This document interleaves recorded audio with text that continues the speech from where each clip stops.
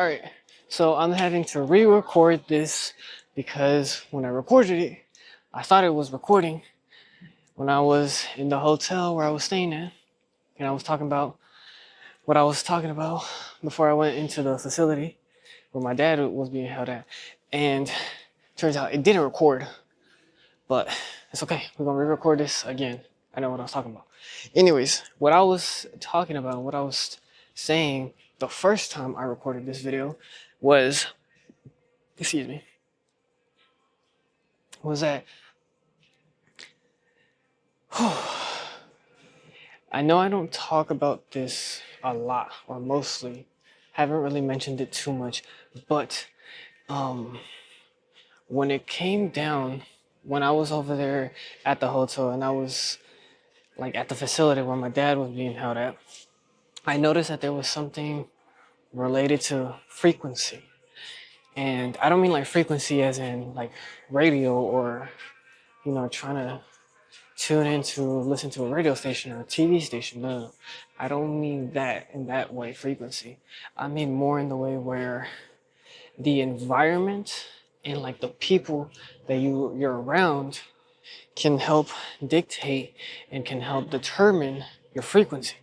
Because what I noticed before I went into the facility, and even while I was in the facility, there was a sort of energy in that environment or in that location specifically. There was a very weird type of aura, type of energy. It wasn't anything that I've really like had too much experience with because, it was the first time I had ever gone to a facility like that. And something that I noticed was while I was in that facility, there was a lot of like tension while I was there because, most people when they're locked up, they're very restricted. They've had their freedom taken away from them, and they're on a very different like mindset. They have a very different mindset. They have a very different perspective than, when you're outside, when you're out in the free world, when you could basically damn near do anything you fucking want. But when I was in there and when I was visiting, I could see like when everybody would go in to talk to the loved ones, whether it be parents, family, brothers, sisters, you name it, everybody usually was always walking out crying. Like they was either crying, sad, like like mentally and emotionally they wasn't there.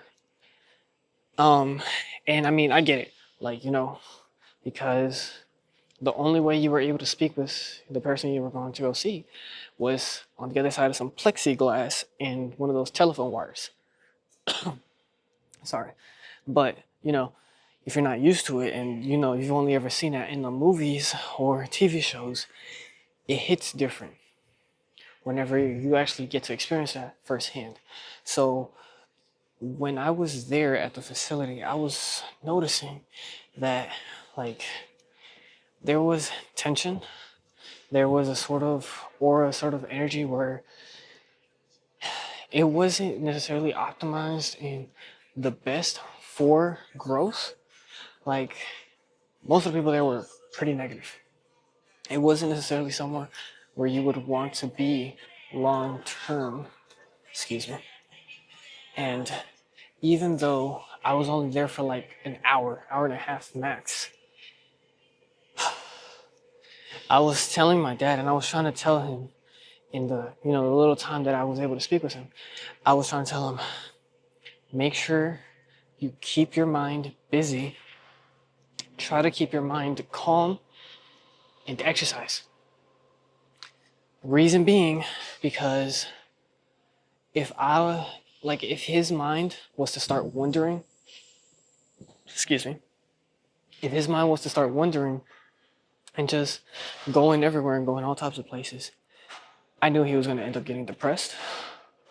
He was going to enter some sort of depressed state. He was going to be sad. He was mentally not going to be in the best mental state. I knew this was going to happen.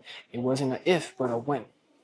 So I was trying to tell him, make sure you read, make sure you stay calm, make sure you exercise, and try to keep your mind busy so that you don't start wandering and you don't start, you know, trying to go into a bad mental state. I was telling him, read some philosophy.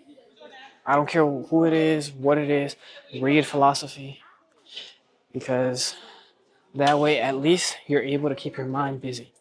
Anytime you have downtime, I was telling him, exercise. Exercise. I don't care if it's just like 10 push-ups, 5 burpees, whatever it may be. Do something to help you whenever you get into, you start feeling sad, you start feeling depressed. You go ahead and knock a couple out, and you already, you start breathing heavy, like I am right now because I just got done with a workout.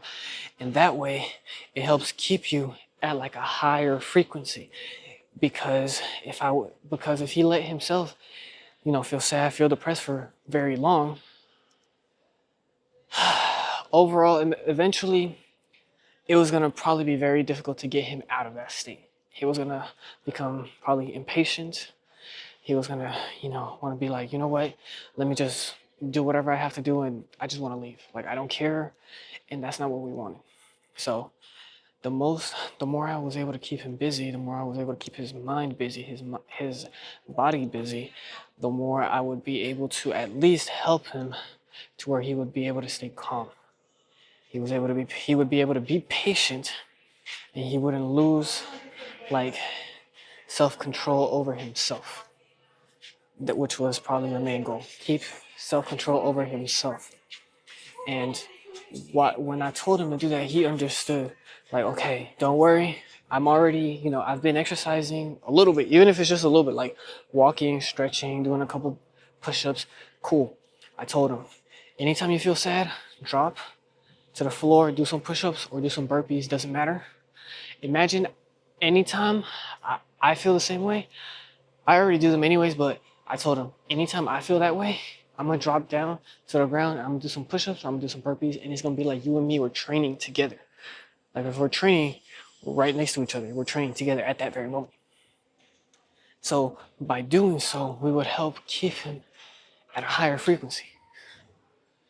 Because, for example, I was also, this past weekend, I was on a boat. My cousins invited me out on a boat for her husband's birthday party.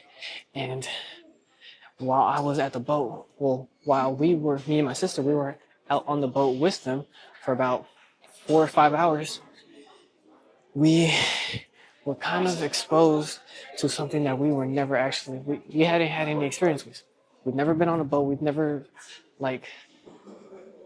known or, had the experience of being out on a boat before.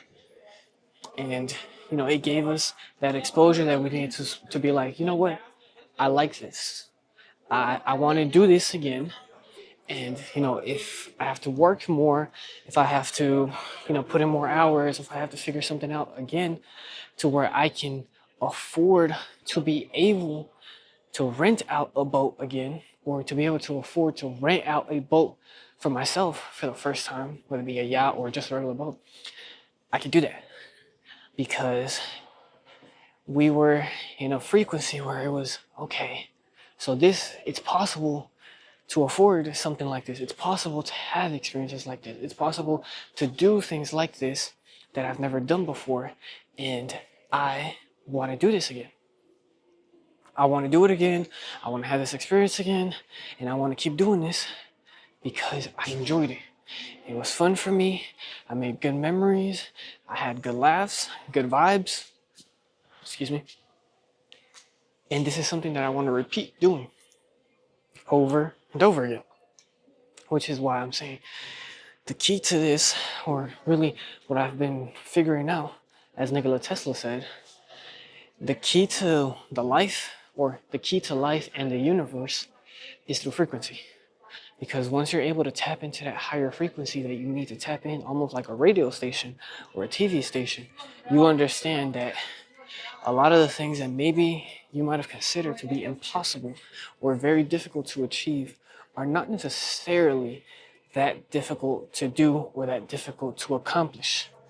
Because it's not the hardest thing. You just need to be exposed to it. You need to know what it feels like to be in that position, to be in that situation, to be in that environment, for you to be able to replicate that, for you to be able to do it again and again and again.